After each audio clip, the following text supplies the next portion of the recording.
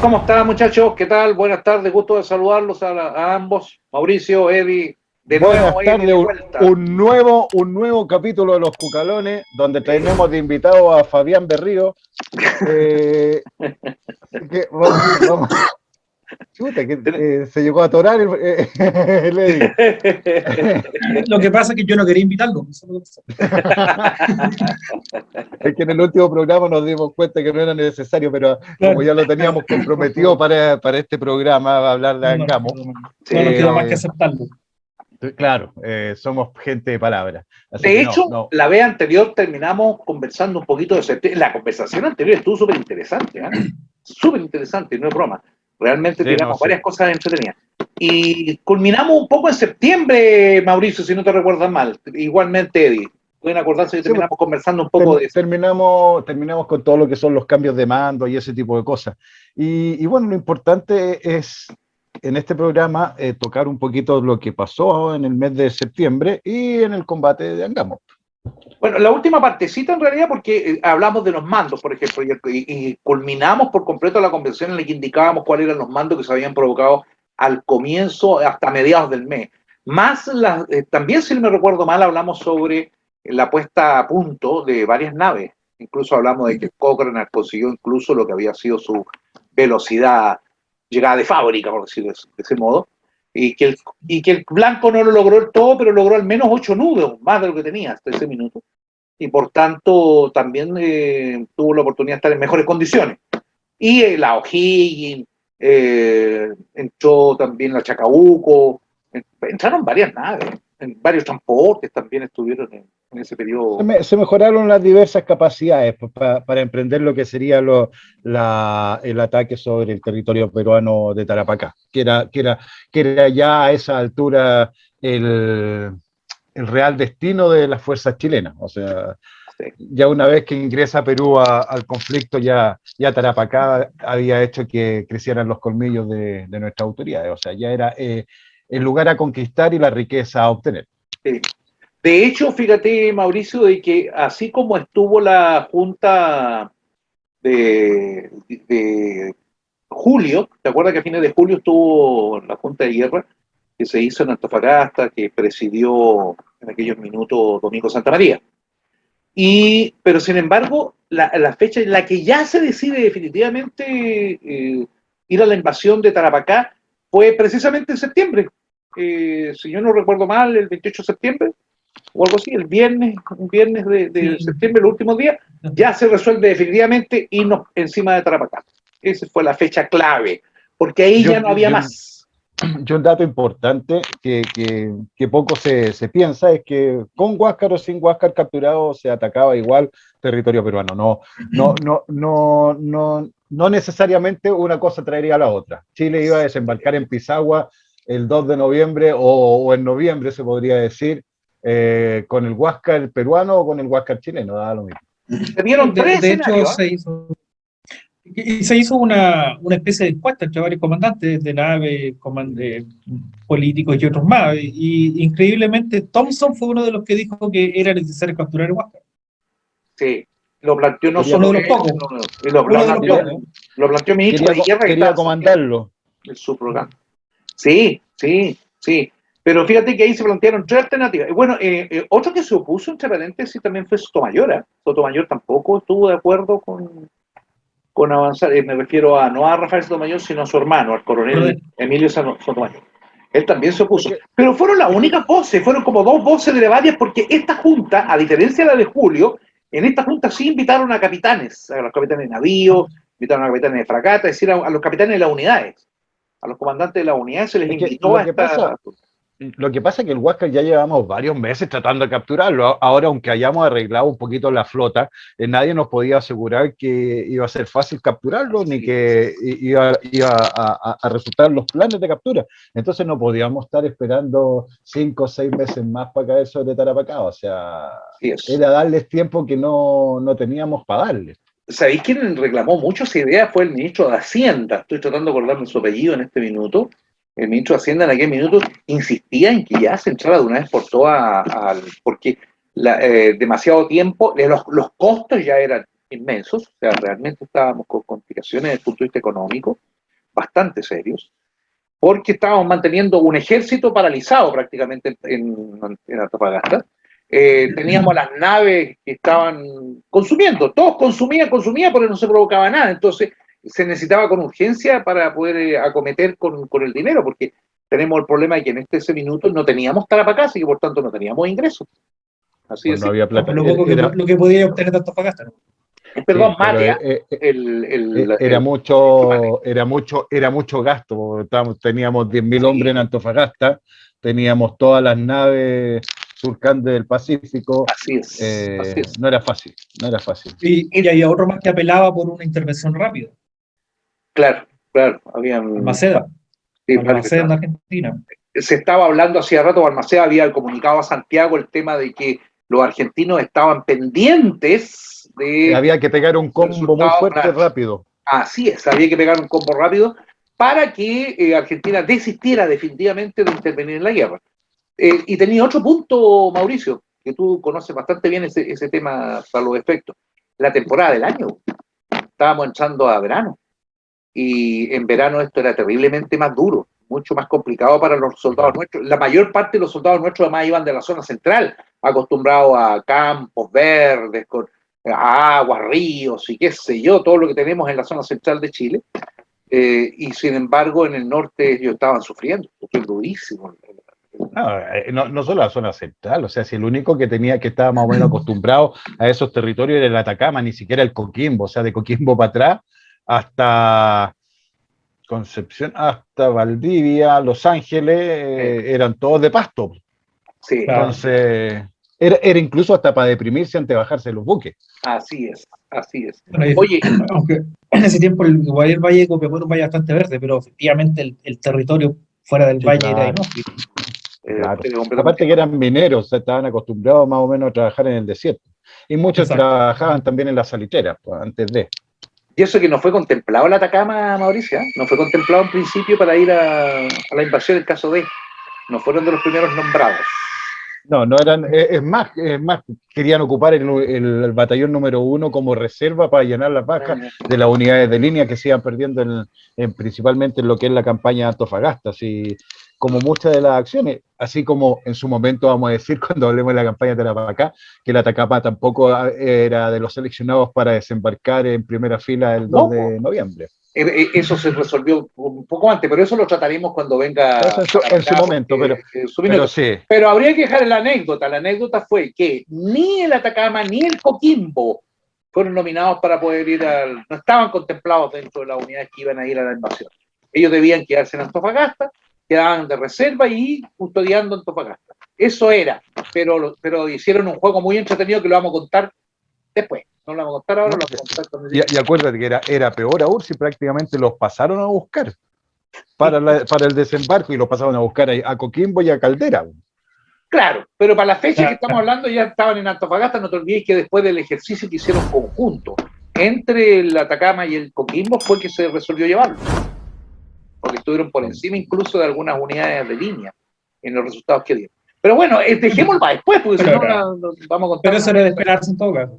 Pero es una anécdota súper sabrosa, o sea, la de los dos, ¿no? ¿Cómo la hicieron? Porque hicieron trampa, eso fue. Se la jugaron para los efectos y lo lograron. Pero para fines de septiembre, entonces, lo que teníamos era un problema bastante serio. Teníamos a un Huáscar que todavía no estaba capturado.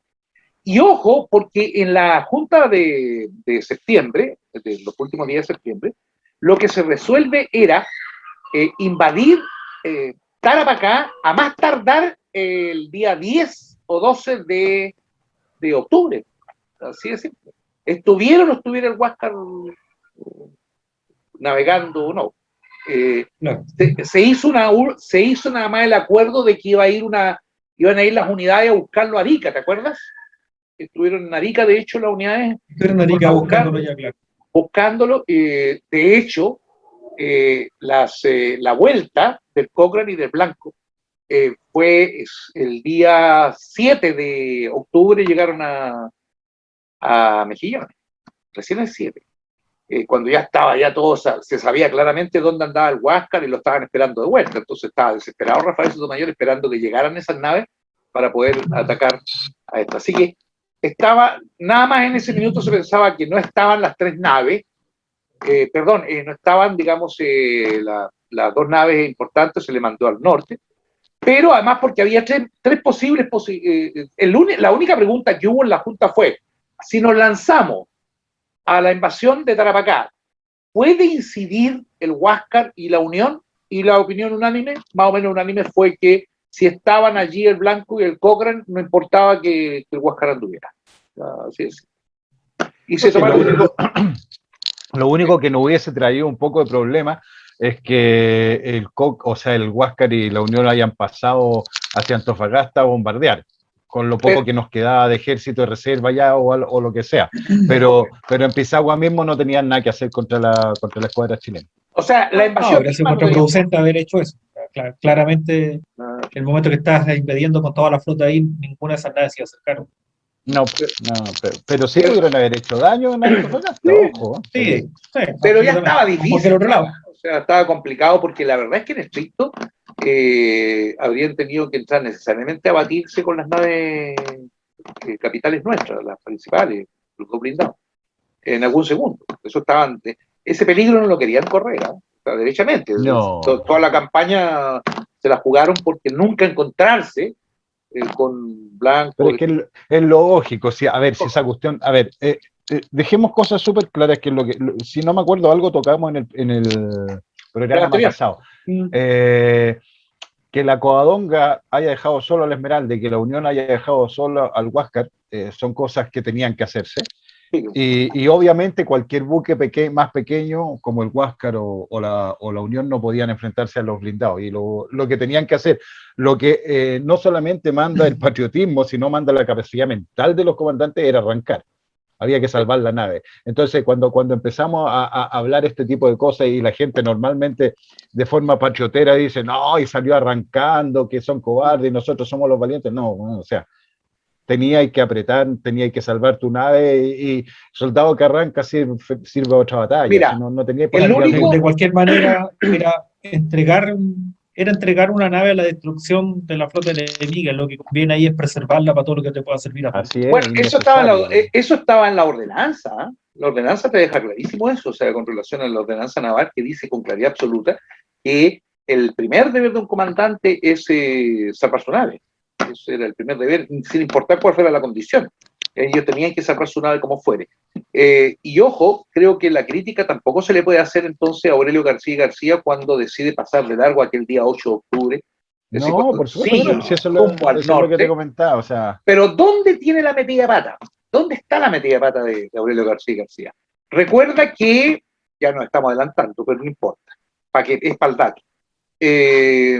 Recuerda que la Unión sale hacia el norte, pasa por el lado del Huáscar, sigue hacia el norte, escapando lo más rápido posible de la trampa en que estaban metidos. Estaban empezando a estar metidos en la trampa, estaba cerrándose la trampa. Y entonces, se le ordena al Loa, ¿te acuerdas? A los O'Higgins y al Loa, seguir a la Unión. ¿Te acuerdan o no? Esta parte que va para allá. Bien. Y avanza, y en algún minuto el Loa, porque era más veloz, logró estar bien cerca, incluso desarrolló una velocidad bastante fuerte ese día. Iba con todo el comandante del Loa. Trato de recordarme su nombre. Acuérdame. Molinas. Javier Molinas. Iba con todo para adelante, pues, y no tenía suficiente arma. O sea, el Loa no era cuerpo para enfrentar a la Unión. Y la O'Higgins había quedado botado atrás sus buenos miles de metros. Y sabéis Pues de hecho, Molina habla de 3 tiros de 70 libras y uno de 50. Le dispara todo, o sea, en lo que fue una abierta provocación, y donde los proyectiles que eran de corto alcance, los de Molinas, cayeron a popa de la Unión, a pocos metros de popa de la Unión, y la Unión jamás se detuvo, nunca. Ahí estuvo su tema, porque se había adelantado tanto Molinas, que el tiempo, si tú mides el tiempo en que se provoca esto, la Unión se pudo haber devuelto, haberse puesto costado y haber tirado toda su empanada por cada borda, digamos, haber dado cuenta del LOA, porque la O'Higgins no tenía tiempo para llegar, mientras pasaba esto, mientras hubiera pasado esto. Y destruir el LOA y luego irse en detalle con los O'Higgins. Pero no lo hizo. Ahí está sí, lo que pasa es que ahí también estábamos suponiendo, en el caso de que la andanada que tire la Unión haga blanco perfecto sobre el LOA como motivo por el cual el LOA quede fuera de combate, cosa que es bastante real en la guerra de ese entonces. Las piezas no eran de una puntería tan excelente. No, aclaro lo siguiente. Aclaro que tenía tiempo suficiente para los efectos, que tenía suficientes cañones para los efectos, que su cubierta podría haber logrado perfectamente la Independencia tenía suficientes superar para dar cuenta del LOA. A eso me estoy refiriendo. Lo que pasa es que y los tiempos está bien, pero a nivel teórico. Pero a nivel teórico, lo que pasa es que si la Independencia... No, está bien, pero déjame terminar. La Independencia también tuvo el suficiente tiempo y tuvo los suficientes cañones para con sus bandas destrozar a la Covadonga y no pasó. Pero eso fue por la táctica. Claro, no solo la cabeza, todo lo que es, pero claro, no. Lo que pasa es que incluso, bueno, hasta Bull y varios autores también plantean lo mismo, pero efectivamente que se haya devuelto la Unión a combatir contra el LOA y que haya dado cuenta de él dependía de una serie de factores, no solamente el tiempo. Mira, los mejores testigos de esto y de precisamente la molestia que provocó fue la junta paralela que se provocó adentro. Recuerda que se hizo una junta, Aurelio García citó a su gente, hizo una junta con los altos oficiales de la nave, ellos apoyaron a García, quien decía que había que seguir la retirada urgente, digamos, y no detenerse a combatir, porque ese fue el punto que se discutió. Claro. ¿Nos detenemos o no detenemos? Si se consideró el punto de detenerse a combatir, es porque se entendía que habían los recursos para los efectos, que se podía, que tenían las capacidades. ¿Cuál fue la excusa que utilizó Aurelio García? Que no, que más valía irse porque venía siendo seguido por la totalidad, prácticamente, de las naves de la escuadra chilena. Falso, eso ni sabíamos. Principalmente le ponía acento a la posibilidad de que estuviera llegándole un blindado. Falso, porque ya sabemos que estaban en otra condición, y es raro que dijera eso Aurelio García como excusa, por una razón bien sencilla, porque él vio combatiendo al Huáscar con el Cochrane, y vio que el Blanco estaba mucho más lejos, y que por velocidad el Blanco no tenía ninguna posibilidad de acercarse a la Unión.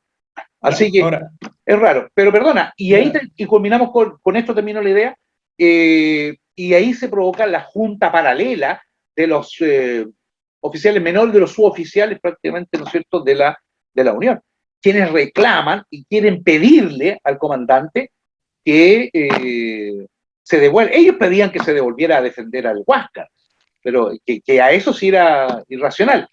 Pero además se sintieron ofendidos por el hecho de que inclusive estaban siendo atacados por naves menores, como es el caso del LOA, el O'Higgins, y aún así Aurelio García no sé. Ahora, para tener un poco el acervo, o sea, la distancia, hablemos del tiempo requerido para la O'Higgins alcanzar al LOA era del orden de 1 hora y media. Menos. La O'Higgins al LOA. La O'Higgins al LOA. Era más o menos, eso implica que el LOA se para y el otro continúa, eso es 1 hora y media. Claro. Se detiene. O sea, te digo de que en realidad la Unión tenía su espacio, ¿eh? Tenía su espacio, tenía sus capacidades, tenía, por lo menos, hacer el amago, amigo mío, tal vez no un día el LOA, tal vez no un día el O'Higgins, tal vez, pero... Finiquitar un combate en 1 hora y media en esos tiempos, yo lo encuentro demasiado soñador, ¿no? Perdón, y una acotación. Recuerda que a propósito de eso, es que después de eso más encima, el señor García le fue ordenado no bajar de su nave en Arica, y se le ordenó lo mismo en Callao, porque se le ordenó de inmediato que llegando a Arica se fuera de inmediato a Callao, y con la noticia que tenían le ordenaron además en quedarse a bordo no bajar por ninguna circunstancia, lo que él entendió era una suerte de detención. Ya lo tenían detenido, porque no le gustó para nada lo que hizo.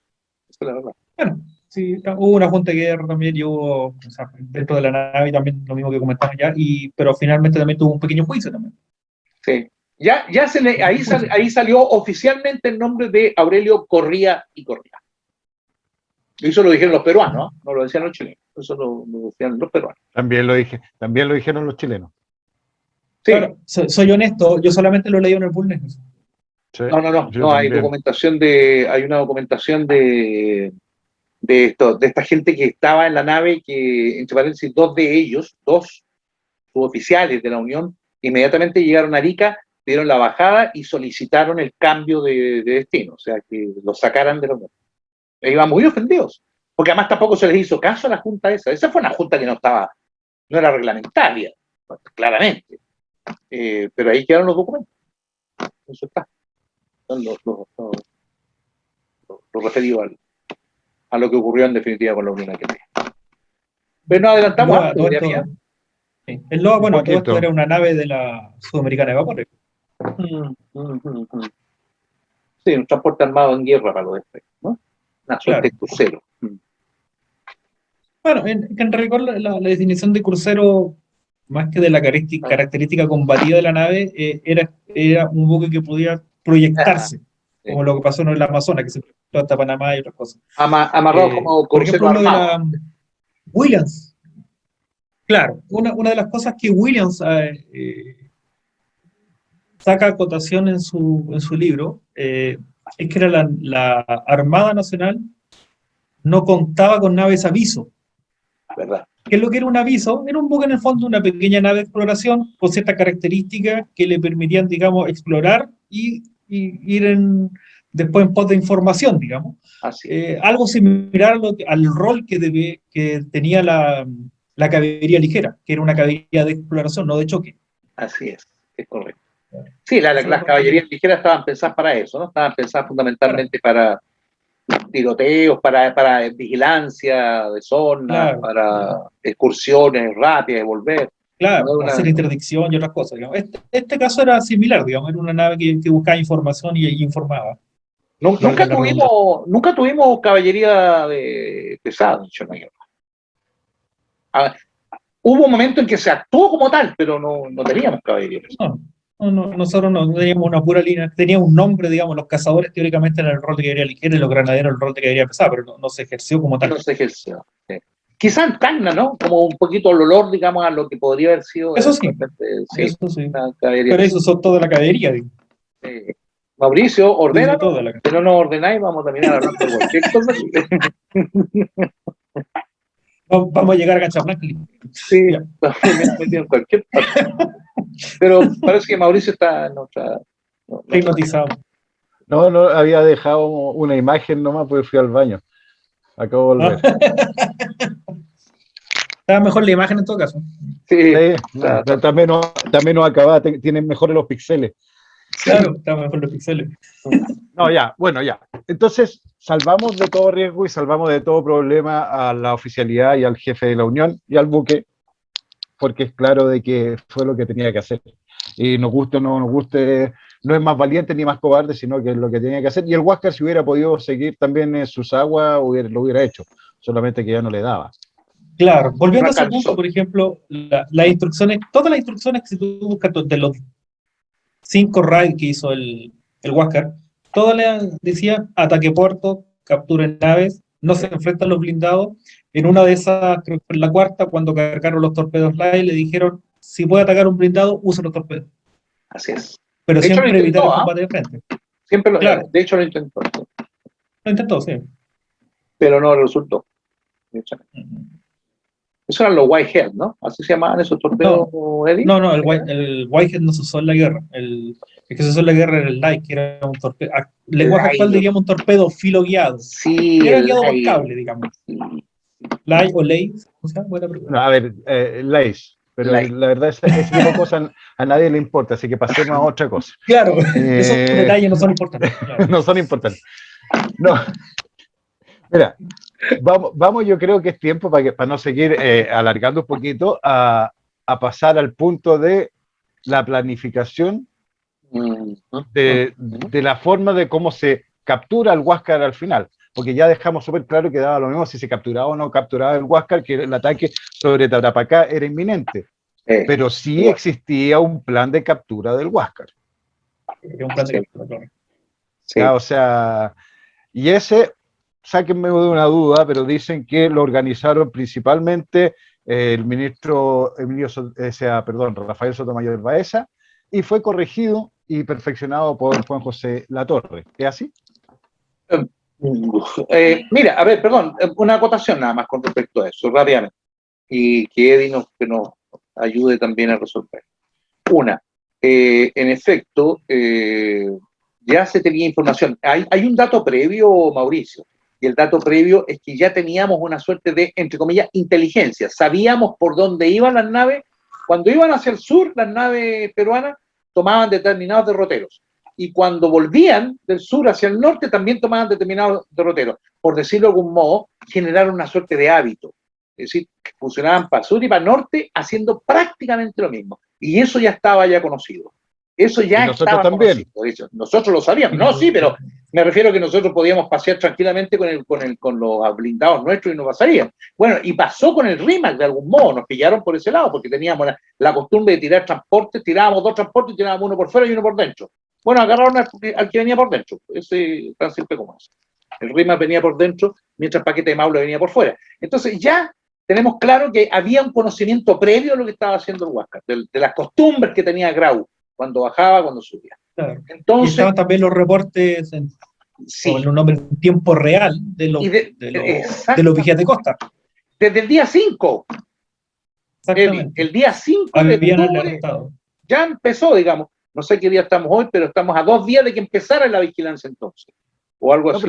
De hecho, se creía que realmente era el Huáscar y la Unión yo me acuerdo que lo vieron por Caldera, lo vieron por Guanillo, lo vieron por Coquimbo, lo vieron por todos lados. Iban prácticamente minuto a minuto, el Huáscar pasó por acá a tal hora, el Huáscar pasó por acá a tal hora. Vía telégrafo se iban avisando. Entonces, más o menos ya sabían por dónde venía. O sea, cuando iba de vuelta. Bueno, tanto así que la orden que se dio era que las baterías de tierra no lo combatieran. No respondieran. Bueno, de hecho se burla, no me acuerdo si fue Garrison o alguno de estos oficiales del Huáscar, cuando entran a Coquimbo. En Coquimbo lo único es, según el comentario que él anota en el bitácora, no en la bitácora, en el bitácora anota que escuchaban solo perros y gente escapando.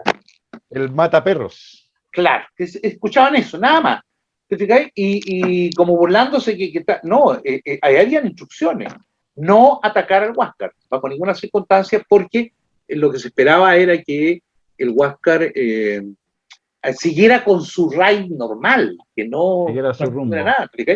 Habían llegado, incluso tú editaste un libro, Mauricio, un excelente libro que son los telegramas. Los telegramas. El telégrafo de Copiapó. El telégrafo de Copiapó. Y en ese, fíjate que aparecen los telegramas que fueran enviados, por ejemplo, en la costa, en Caldera, incluso hasta Zarco, al sur, que fue lo más al sur que llegó el Huáscar. Sí, porque iban llegando los telegramas a Copiapó y de Copiapó a La Moneda. Exactamente, llegaban a Copiapó a La Moneda. Y resulta que desde La Moneda les transmitían a Rafael Sotomayor en Antofagasta, era todo un cuento el libro de ser más. Bueno, y resulta que en principio Rafael Sotomayor dijo, no puede ser el Huáscar, aquí hay una equivocación. Ya hay una equivocación porque la certeza era que el Huáscar estaba en Arica.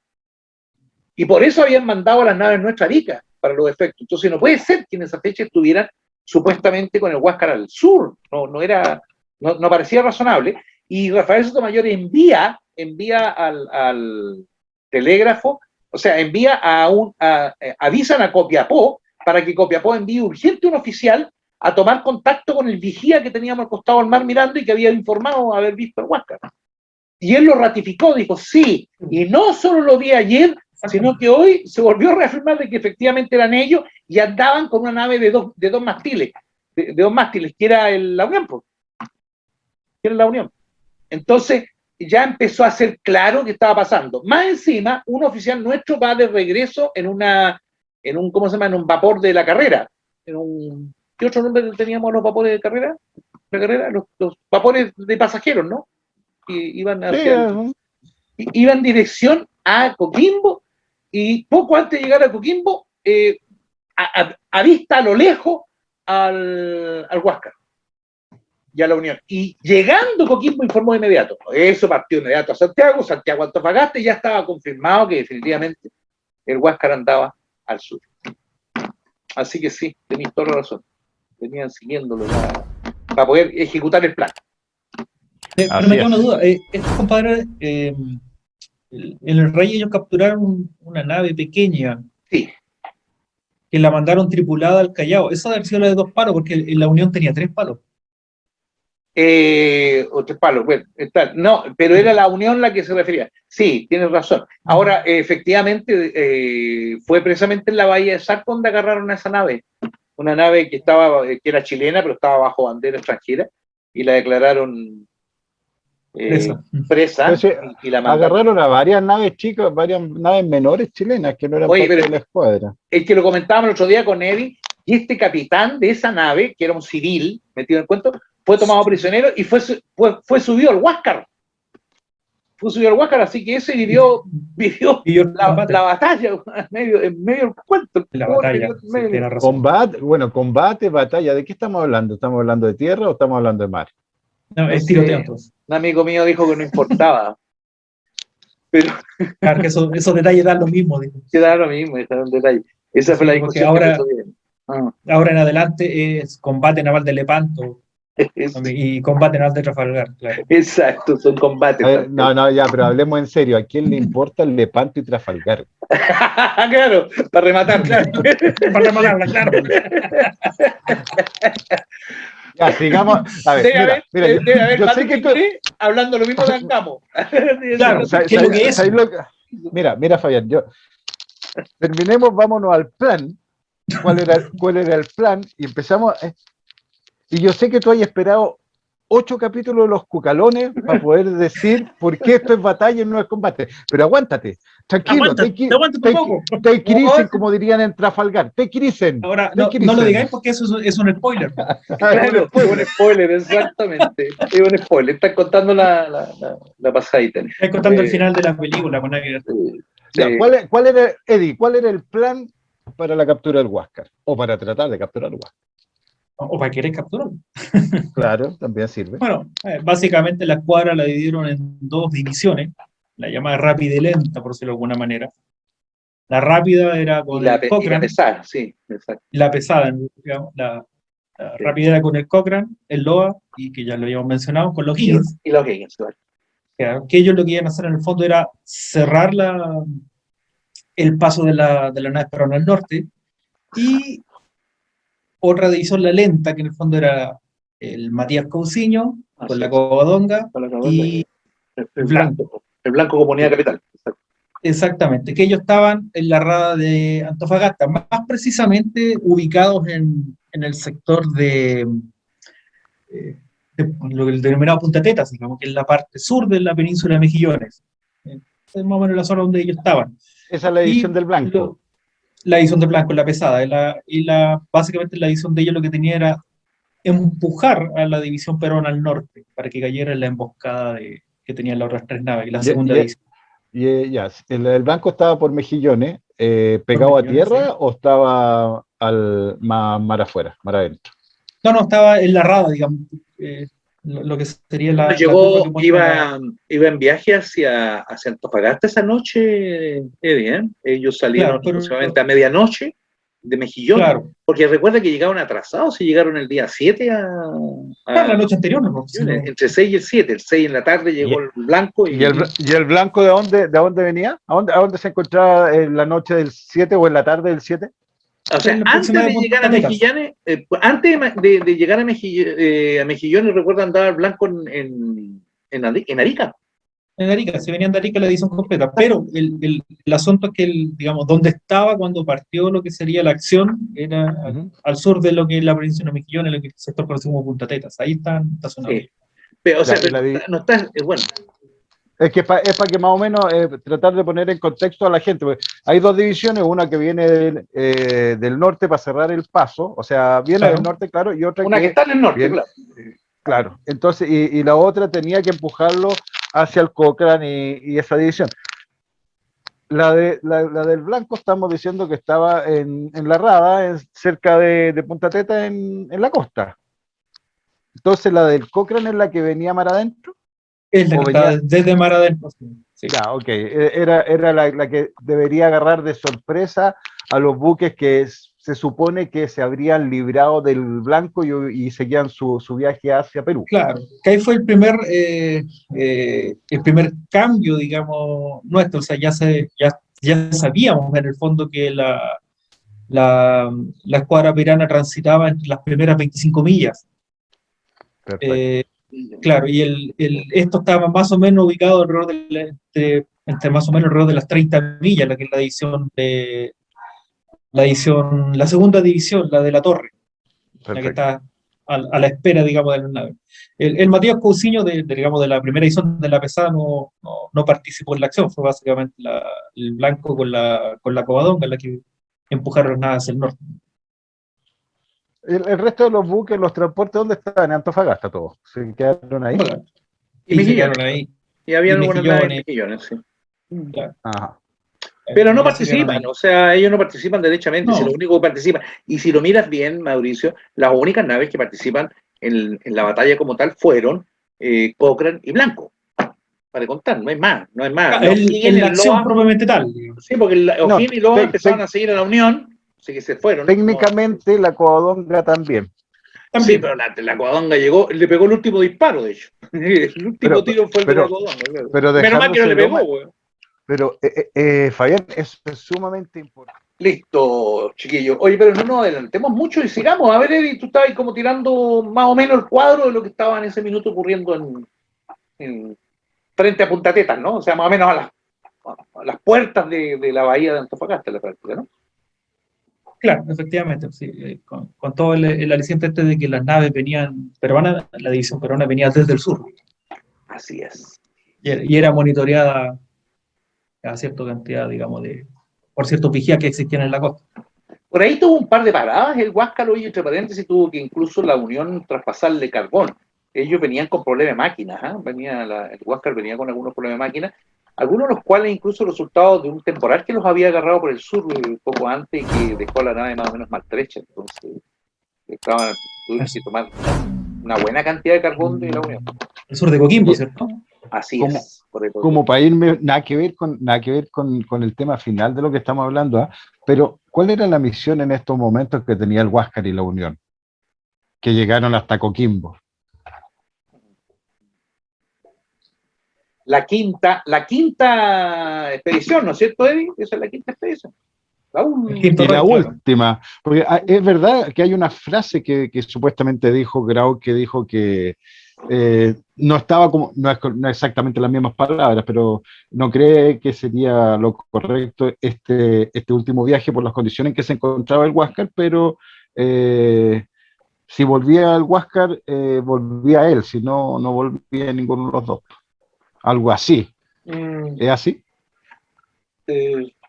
No le conozco mucho las frases con relación a eso, aunque él dijo varias oportunidades que él estaba en condiciones menores a la de cualquiera de los blindados, que si se llegaba a cruzar con los blindados, evidentemente iba a luchar sabiendo que no tenía ninguna forma de poder vencer. No, pero es que el Huáscar no está en buenas condiciones ya a esas alturas, creo yo. Sí, estaba con problemas el Huáscar. Venía con algunas dificultades bastante serias en realidad. Fíjate que la misión, ¿sabéis que la misión no difiere mucho de las misiones que había recibido antes? Entre paréntesis, no difiere mucho.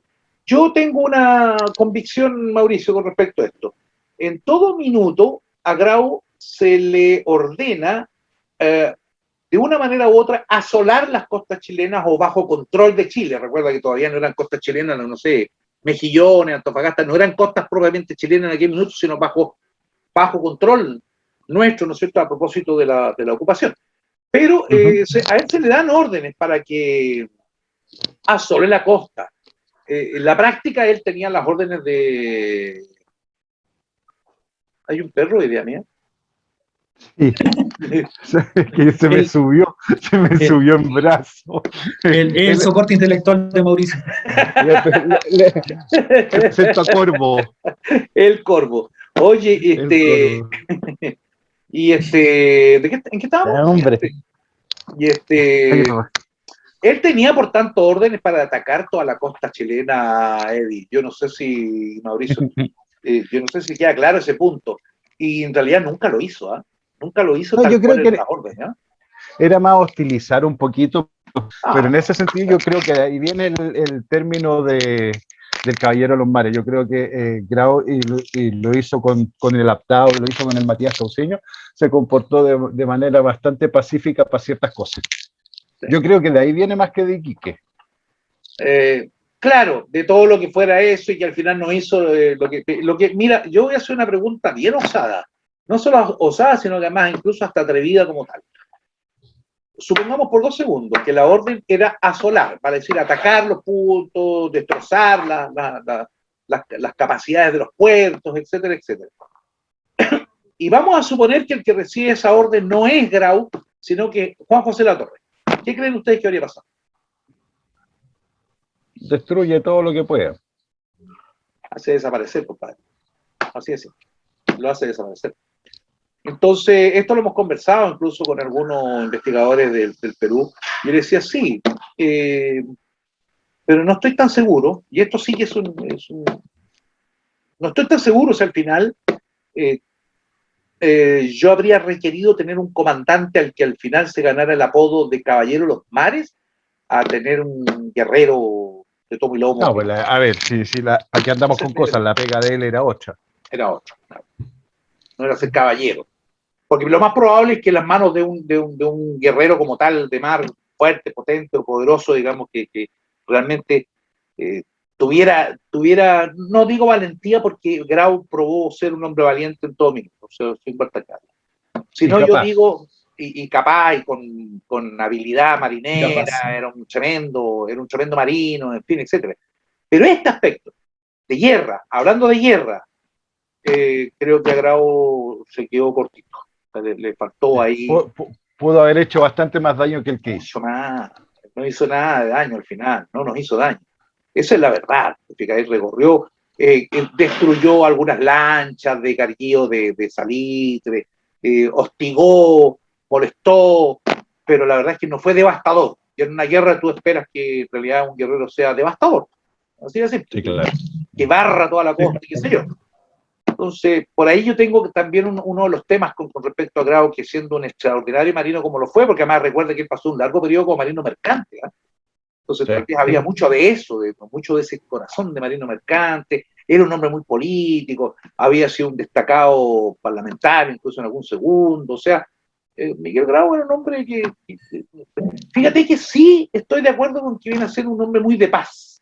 Y Miguel Grau tal vez era un hombre muy de paz, no era el hombre para encabezar y con la tremenda misión que se le vino encima sin que ni siquiera la pidiera, que era tener que, después de la pérdida de la independencia y todo eso, de estar solo, tratando de llevar a cabo una guerra virtualmente de corsario. Eso fue la guerra de los peruanos en el mar, una guerra de corsario que no resultó, y actuaron de corso, efectivamente, pero un corso limitado, sin, en fin. Yo creo que por ahí... Exceptuando lo que fue el raid de la Unión, digamos, a Magallanes. Sí, y eso fue extraordinario también. Pues eso fue una expedición extraordinaria. O sea, ¿cuánto se demoraron? ¿Como 2 meses? Más de 2 meses estuvieron por ahí, ¿verdad? Pero además volvieron, ¿qué te voy a decir? Y también se portaron bastante correctos en Punta Arenas. Recuerda que inclusive no bombardearon Punta Arenas, pagaron lo que tomaron. Lo tomaron, es cierto, no es que pidieron permiso, ay, por favor, nos podría vender, y dijimos no y ya se fueron, no, lo tomaron, pero lo pagaron. Cosa hubo comercio. Sí, hubo comercio, sí, efectivamente. Claro. Lo que te ha pasado también ahí, hay un tema también que tiene relación con la nacionalidad de los comerciantes. Si el comerciante era extranjero, ellos no podían tomar una carga extranjera que les podía tener ciertos problemas de índole diplomático en otras naciones. Pero ¿sabéis que había como un poquito la costumbre, parece, Eddie? Porque yo recuerdo, por ejemplo, que se le daba, por ejemplo, cuando estuvimos en la sierra, se les daba dinero a las tropas nuestras para que compraran cosas en la pasada para allá. O sea, eso fue por lo menos en los comienzos, y así se dio. Más al Sí, margen eso. de otras cosas que se cometieron después, que son aparte. Claro, al margen que no siempre pagaron. Sí. No, claro, no siempre Claro, pagaron. no siempre pagaron, pero... No siempre pagaron, te lo aseguro. Pero parece que había una suerte de costumbre también en la época, un poco de esas características. Pero sobre todo en el mar, Edia, el mar siempre se consideró como zona de caballeros, ¿no? O sea, de gente... Bueno, eran tiempos distintos. Sí, eran tiempos distintos. Eran tiempos distintos, digamos. Efectivamente. Varias situaciones por medio. Ahora sí, es bueno, antes de reparar un error que cometí, las naves chilenas no estaban estacionadas en la rada de Antofagasta, ellos venían, como bien dice Fabián en rango anterior, venían desde el norte. Mm. Bien, La división pesada, digamos, nuestra, estaba a la altura de división, Punta Arenas, pero no por dentro de la rada, era por fuera. la división blanco. La división de Blanco, la división Riveros. La división Rivero, la pesada. La pesada. Ya, entonces, ya, empecemos lo que es. Ve el Huáscar y la Covadonga, ve que está la división del blanco, ¿cierto? ¿Y la Claro. saltan? ¿Cómo se desarrollaron los hechos? ¿En qué minuto? Como a las 4 y algo de la mañana, me acuerdo exactamente que era 4:15 o algo así, más o A menos. eso me refiero, ¿cómo empieza todo? Pues ya sabemos ya que el plan de captura eran dos divisiones, una pesada y una ligera, una comandada por el Cochrane, la otra por el Blanco, Claro. una por cerca de la costa y otra mar adentro. Pero ¿en qué momento el Huáscar y la Unión son avistadas o el Huáscar y la Unión avistan a la división del Blanco, supongo yo? Se ven muy simultáneamente. Mira, ordenémonos. ¿Te parece, Mauricio? Deberíamos ordenar rápido. A las 10 de la noche del 7 de octubre, la escuadra, las dos divisiones están en Mejillones. ¿Estamos? A las 10 de la noche de aquel día. Ya, perfecto. Está todo junto, toda la escuadra. Rafael Sotomayor entrega órdenes a Mejillones. Él está en Antofagasta. Sotomayor está en Antofagasta y ordena por telégrafo a Mejillones, le ordena a Juan José Latorre, porque ordenó primero que saliera el Blanco con el Matías y con la Covadonga, salieran a Antofagasta y permanecieran dentro de la Antofagasta. Esa es la orden, ¿de acuerdo? Esa es la orden, sí. Esa es la orden. Y la otra orden es que se la entrega a Juan José Latorre. A todo esto, los telegramas se los mandaba a Juan José Latorre porque él creía, Rafael Sotomayor creía equivocadamente, que el Blanco ya había salido hacia Antofagasta y que estaba en alta mar, y no era así. Estaba todavía a las 10 de la noche, como te digo, en Mejillones. Y le entrega la orden a Juan José Latorre de colocarse en un punto distante frente a Angamos a unas 20 millas. Y Juan José Latorre le sugiere que 20 millas es muy poco, que podría pasarse por fuera el Huáscar, y por tanto él extiende la zona de vigilancia, si no recuerdo mal, a las 30 y tantas millas, 30 millas, o sea, lo aumenta. Y Rafael Sotomayor, entre paréntesis, Mauricio, que tenía un tremendo respeto a Juan José Latorre, le envía un telegrama indicándole que aceptaba la sugerencia que le mandaba él, y le dice algo así como lo que usted disponga. No sé, lo que usted disponga. Eso es lo que le indica Rafael Sotomayor, lo que era una tremenda confianza que le da al ministro al comandante, digamos, ¿no? Ya, eso es en la noche del... En la noche del 7. 7. Entonces, ya, a las pasadas las 10 de la noche, pasadito las 10 de la noche, después que se hizo una junta de guerra en Mejillón entre todos los comandantes de las naves, ya con la orden en las manos y ya Rivero dice, ok, pues nada, aquí es Antofagasta, él zarpa hacia Antofagasta, ya a las 12 de la noche exacta, zarpa la brigada, es decir, la división liviana, al mando de Juan José Latorre con el Cochrane, el O'Higgins, el Loa, salen a ponerse en ese punto distante, justo en la línea de Angamo, hacia afuera 20 millas, 30 millas hacia afuera. 33 llegué a notar yo, 33 millas llegaron. Ahí se colocaron y se estacionaron ahí, esperando. ¿Sí? Y cuando va llegando, ahora ya nos estamos acercando al punto que decía Eddie, cuando se está acercando el Blanco junto con sus consortes, ¿no es cierto? Y no digo mal, el consorte, porque son los que le acompañaban, como asimismo era la unión del Huáscar, la consorte, digamos, la nave que andaba al lado de ella para todos lados. Entonces, bueno, vienen las tres naves y en ese minuto viene saliendo de la rada de Antofagasta el Huáscar mientras la unión permanece a la altura del Cerro Moreno en Punta Tetas.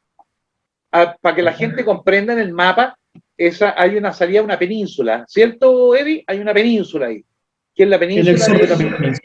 Exacto.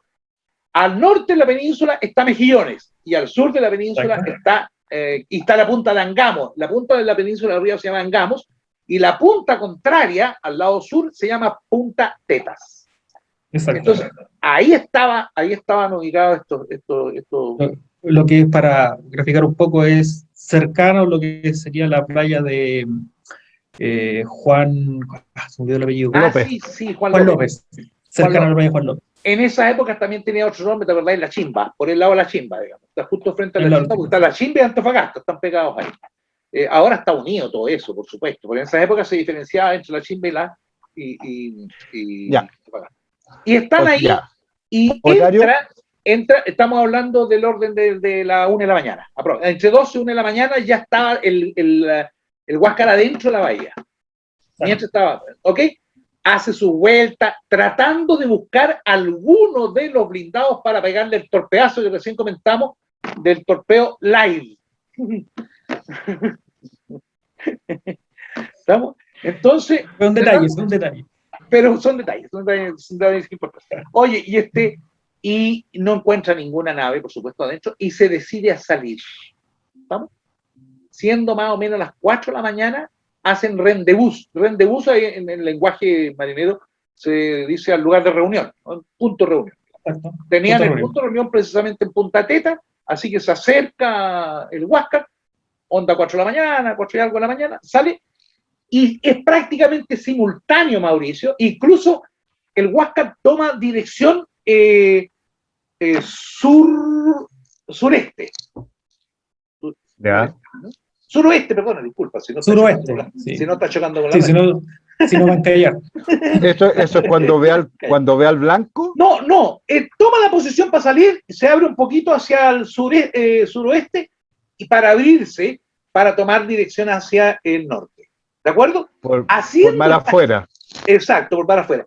Haciendo este movimiento es que se divisan prácticamente en forma simultánea. Se ubican ¿cómo se llama? El Blanco con el Blanco. Exactamente. Y como venía saliendo, incluso persiste, Grau, en mantenerse un poco hacia suroeste para poder alejarse del Blanco. Él tiene una confianza. En ese minuto él tiene una confianza. Su nave es más rápida que cualquiera de los dos blindados. Esa era su idea. ¿Cuánto corría el Huáscar? ¿Cuánto corría el Huáscar en esos momentos? 9, 10, 11, 9, entre 9 y 10. 9 y 10, sí. Tranquilamente, que era muy superior a lo que sabía él que era. El Huáscar corría a 9, 10, pero resulta de que el Blanco corría como a 6 nudos, por viejo. Como a 6, 7 nudos, no daba más. Entonces él lo sabía, él sabía eso. Bueno, pero para ese día, el Blanco no corría 6 o 7, corría como 8. 8 cercanito a 9, pero 8 fundamentalmente. ¿Te das cuenta? Y lo que no había sabía, un tema de experiencia que ya le había sucedido en las persecuciones, en 2 persecuciones anteriores. Así es correcto. Siempre lo había dejado botado. Al Cochrane y al Blanco al final. Nunca lo habían podido pillar. Y fíjate que también tenía en la cabeza de Grau estaba el tema de que el Cochrane tampoco lo iba a poder pillar. No, si el Cochrane no corría más allá tampoco que el Blanco, 8 nudos, más. Eso es lo que suponía. La inteligencia no había funcionado muy bien y no le habían avisado que el Cochrane había limpiado su fondo. Oye, y raro, porque fíjate que fue publicado en los diarios de Chile que el Cochrane había sido sometido a arreglos en Valparaíso.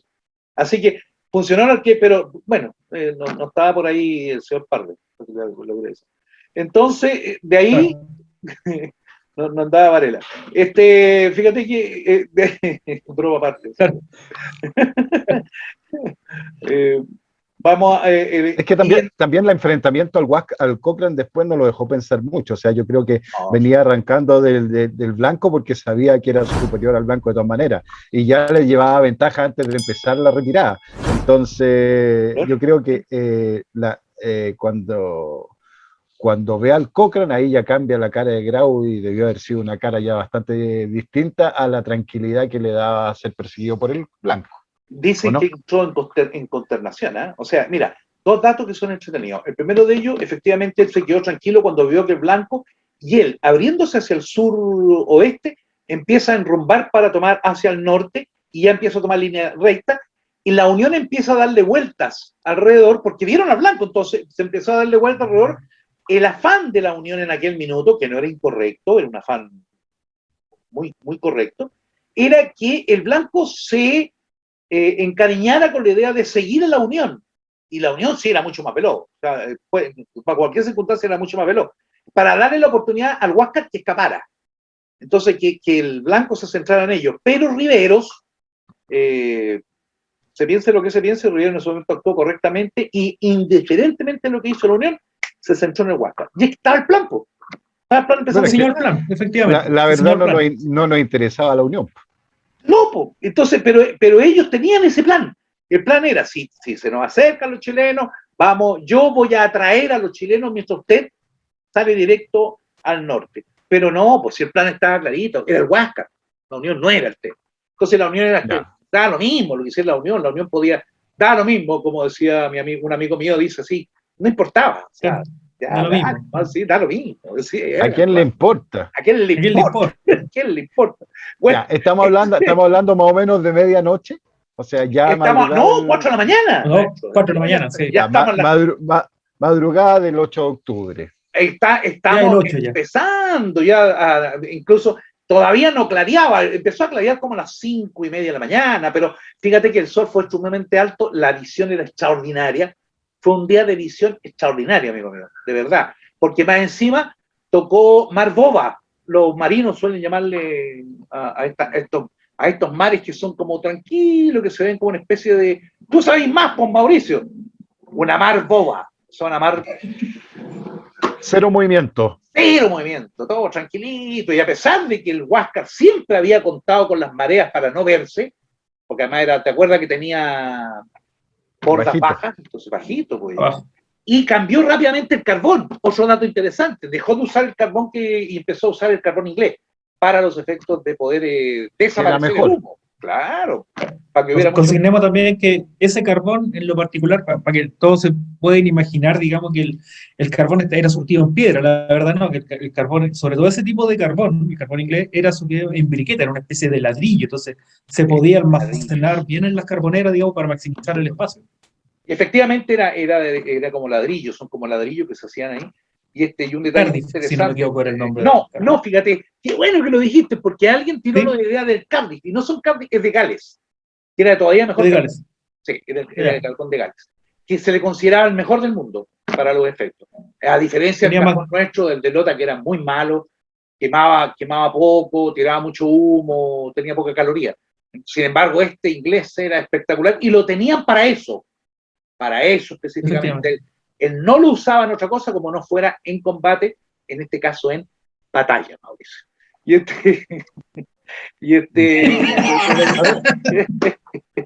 A ver, sácame una duda, pero los combates no son navales, las batallas de tierra. No, mira, para que la gente entienda, estas son discusiones que hemos tenido siempre, porque la nueva generación de investigadores históricos trata de volver a darle otros nombres a las cosas. No, dejándose broma. A mí me importa un bleo. Gracias, lo de nueva generación, te agradezco muy atento. No, dije nuevas generaciones, puede ser de un vejete, pero nueva generación de estudio. Claro. No. O sea, puede ser incluso nueva de generación. Claro, para la gente que nos sigue, que nos está escuchando ahora, nos reímos por una cuestión re simple. Para mí, yo soy más al lote en ciertas cosas. Y para mí si es batalla o combate me tiene sin cuidado, no es una cosa que me quite el sueño ni nada por el estilo. Pero para Fabián sí ha sido muy importante, especialmente cuando se puso a hacer su libro de Angamo, en dar la connotación de que sea una batalla naval, esta acción en Angamo, y no combate. Entonces, ahora, mira, la conversación la hemos tenido 10.000 veces y entre nosotros es mucha broma porque él sabe lo que yo pienso y yo sé lo que él piensa. Pero dile a las dos personas que nos están escuchando, o sea, Eddie y yo, Claro. ¿cuál es por qué esta es No, pues una sí, batalla y no un combate? Eddie, yo sé que comparte este criterio que lo hemos conversado también con anterioridad con Eddie. Y esto es claro, en efecto, y concuerdo con Mauricio, que parece ser una discusión completamente académica. O sea, es como, ¿qué importa? Si al final de ¿Quién es cuentas, Eddie? nada. Hay que invitarlos para hacer bulto. No, No, perdón, no, no. perdón. Hoy día invitamos a Fabián.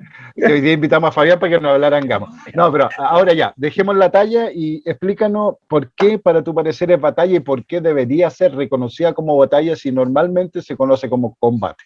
Oye, vamos en la cortita, ¿te parece, Eddie? Ayúdame en esto, te lo ruego para los efectos. Y no estoy gritando que te invitamos para que hicieras comparsa, nomás, bueno. Y no es cierto. Lo que pasa es que, claro, tengo la desgracia de haber escrito un libro respecto a Angamo, entonces tengo tendencias a mostrar algunas ideas de las que mostré en el libro. Bueno, la primera, aclaremos esta parte, Mauricito, para los efectos. Repito, esto es una conversación completamente académica, no tiene otro carácter.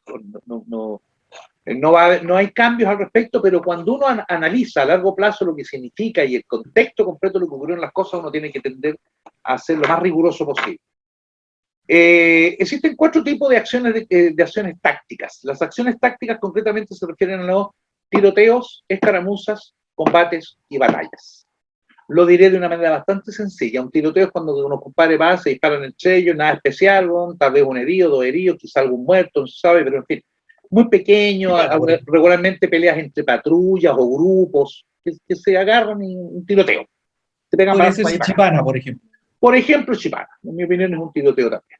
Luego después tienes la escaramuza. La escaramuza es un poquito más ambiciosa, pretende pasar la idea de tiroteo y querer ser combate, pero no llega a combate. Se trata de escaramuzas, grupos que combaten, ya se trata de grupos un poco más numerosos, en fin, qué sé yo. Hasta ahí vamos con 2 acciones tácticas, el tiroteo y la escaramuza, que no tienen ninguna incidencia estratégica, son tácticas, son movimientos que se hacen dentro de una operación, dentro de incluso una misma operación. Luego tienes el combate ya tiene más pretensión, el combate pretende tener una incidencia mayor, pero siempre tiene las características de ser una acción táctica, fundamentalmente táctica. Tú no cambias una guerra a propósito de un combate. Entonces, y sin embargo tienes la batalla. Muchos han querido confundirse respecto de que las batallas contemplan varios elementos. Es cierto, tendría que haber determinados porcentajes supuestamente de un lado u otro, supuestamente deberían estar presentes determinada calidad de oficiales, etcétera, etcétera, pero lo que tienen en común todas las batallas, al margen de la gente, al margen de las cantidades, es qué tanta incidencia tuvo en el resultado final de la guerra. ¿Me hago comprender? De la guerra. No solamente de la operación o de un teatro de operaciones específico, sino de la guerra en su conjunto. Y entonces tiene un carácter estratégico, Mauricio. Ese es el punto. El punto que tienen tal carácter que adquieren una connotación para el resto de la guerra, son capaces de cambiar o hacer virar un momento determinado una guerra. Entonces, tienes el tiroteo, la escaramuza y el combate. Y en una batalla se pueden dar todas esas cosas. En una batalla habitualmente tú te vas a encontrar en el interior de la batalla y tienes tiroteos, tienes escaramuzas y tienes combates dentro de la batalla. De hecho, el 21 de mayo estamos denominándolo batalla naval del 21 de mayo, en el que hay 2 combates. Diga, 2 combates, esa es la idea. Ahora, hay algunos que se resisten, no, se trata de 2 combates separados el uno del otro. En mi opinión, no, corresponden a un mismo periodo, corresponden a los mismos objetivos y son parte incluso de las mismas fuerzas que están colocadas ahí. El mismo hecho, en el fondo. Y dividido en 2 acciones. Exactamente, en 2 acciones tácticas que unidas se constituyen en una acción estratégica, que tiene una incidencia vital en la guerra. Si no hubiera habido un 21 de mayo, amigo mío, quizás otro habría sido la historia de la guerra del Pacífico definitivamente a partir de esa fecha. Sin embargo, lo hubo y se lograron resultados extraordinarios. En Angamos pasa lo mismo. Aún cuando sabíamos que íbamos a invadir Tarapacá, estando el Huáscar en la movida, aún así, tomamos previsiones, tomamos 3 escenarios posibles, etcétera, pero había un escenario. Si caía el Huáscar, evidentemente nos facilitaba toda la tarea. Por tanto, el 8 de octubre tiene ribetes estratégicos lo que ocurre aquí el 8 de octubre. Por eso le llamamos batalla y no combate. Y de una vez por todas que la gente entienda que la diferencia entre combate y batalla no es que el uno se libre en la tierra y el otro en el agua, sino el carácter que tiene esto desde el punto de vista estratégico dentro de la tierra. Ese es el punto. Se puede discutir más, bueno, ¿no? En los correos. No, buenísimo. No, yo creo que ya quedó claro. Por ejemplo, otro dato que... O sea, un dato que a nadie le interesa. La batalla naval, en cuanto al número de unidades participantes más grande que hubo en Sudamérica, fue la guerra de Triple Alianza en un río, que fue la batalla naval de Riachuelo. Y está reconocida como batalla naval de Riachuelo. Claro. Bueno, tú mencionaste eso trajimos entonces, es para darme la de punto. Claro, pero tú mencionaste el Lepanto, tú mencionaste Trafalgar, y nadie habla de ellas como combate de Trafalgar o combate de Lepanto, habla de batallas, las batallas navales. Lisa, batalla naval, porque son trascendentes, tienen una trascendencia estratégica, ese es el punto central. Perdón, y este no es un invento, Mauricio, mío ahora, porque soy de la última generación y efectivamente más joven que tú, sino que la razón fundamental, güey, es que ya lo había planteado Clausewitz. Clausewitz explica claramente cuál es la diferencia entre una acción táctica y una acción estratégica. Y Clausewitz es anterior a la Guerra del Pacífico, compadre. Ya se discutía en aquellas épocas. Entonces tiene sentido lo que tú dices. Bueno, es que eso es lo importante. Yo quería que dejara un poquito claro tu forma de pensar, las diferencias entre las 4 fases. Y bueno, sigamos con el combate del naval de Algamo para que lleguemos a un término. Un tema bien puntual, o sea, imagínense lo que le debe haber dolido el orgullo propio de la Armada, que en ese meeting de septiembre se concluyera que capturar el Huáscar no era trascendente para la campaña de Tarapacá, se podía hacer igual, o sea, el orgullo de ellos les debe haber tocado de fondo. Sí, claro, bueno, llevabais 6 meses persiguiendo al buque. O sea, oye, y con la presión de la gente en Chile, viejo. O sea, la gente en Chile no podía entender las razones por las cuales, teniendo una armada mucho más poderosa, no éramos capaces de agarrar el Huáscar. Entonces, por eso también la figura de Grau. Sí, pero es que técnicamente no es fácil. No es que tú podéis tener los mejores jugadores de fútbol, pero si están todos lesionados, te va a ganar Tricolor de Paine. Por eso, Botón, es un punto muy entretenido. Y otra porquería académica, amigo, pero que tiene que ver con este tema. Fíjate bien. Por eso es sabido que en todo lo que es el mar, los dominios de las líneas de comunicaciones marítimas jamás, nunca se logran. Nunca son absolutos. El mar es demasiado extenso, bueno, es demasiado grande. No, por eso, claro. Por eso que, sin embargo, sí se logra en tierra. Por eso en tierra nosotros metemos infantería, colocamos gente, dominamos territorios específicos. Y ahí nadie se puede meter. Pero en el mar es otro cuento.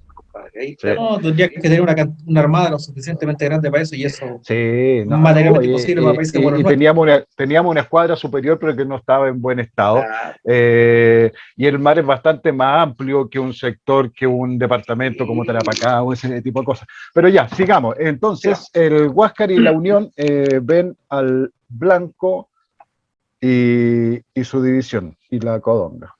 Y se lanza el Huáscar a Rancaro, ¿no, Eddie? A toda máquina, compadre. Le puso, incluso llamó al maquinita McMahon. ¿Te acuerdas de McMahon? Terminó loco, weón. Terminó loco este compadre, weón. Terminó metido en un psiquiátrico en Lima, weón. Ahí terminó. Pero eso es súper normal, ojo. Muchos, decenas de veteranos murieron en las casas de Orate. Sí, no es algo nuevo ni algo de una sola persona o 2 personas, es bastante. Sí. Muchos murieron de alcoholismo y otros en la casa de Orate. Ya, ¿cuánto tiempo se demora desde que empieza la huida del Huáscar por el Blanco a que ven al Cochrane? Sí, por favor ayúdame en esto. Como a las 7 y algo ya más o menos. Del orden de 3 horas. Se divide. O sea es harto. Es harto. Lo ve a lo lejos, se ven a lo lejos. El Huáscar, repito, además, fíjate que hubo señas desde en Punta Angamos teníamos un vigía. Y este vigía empezó a hacer señas, y ¿sabes qué? La torre en principio entendió que esas señas eran para indicar que andaban naves nuestras. Y sin embargo, en algún segundo dice, no, esto no corresponde, y se lanza hacia afuera del país y ve a lo lejos, es decir, incluso hasta ahora se dice que era increíble la distancia en la que pudieron reconocer al Huáscar, y lo reconocieron ya lejos y empezó, compadre, le metió con todo, y ahí saltaron los 11 nudos, ahí saltaron los 11 nudos, y ahí, y aquí viene lo que decías tú, Mauricio, ¿sabéis tú que Grau no se da ni siquiera el tiempo, para los efectos de hacer ¿cómo se llama? Cuando se reunía con los marinos, Consejo de Guerra. no, ¿cómo se llama? Cuando los junta para darle la Arenga. La arenga, claro. la arenga.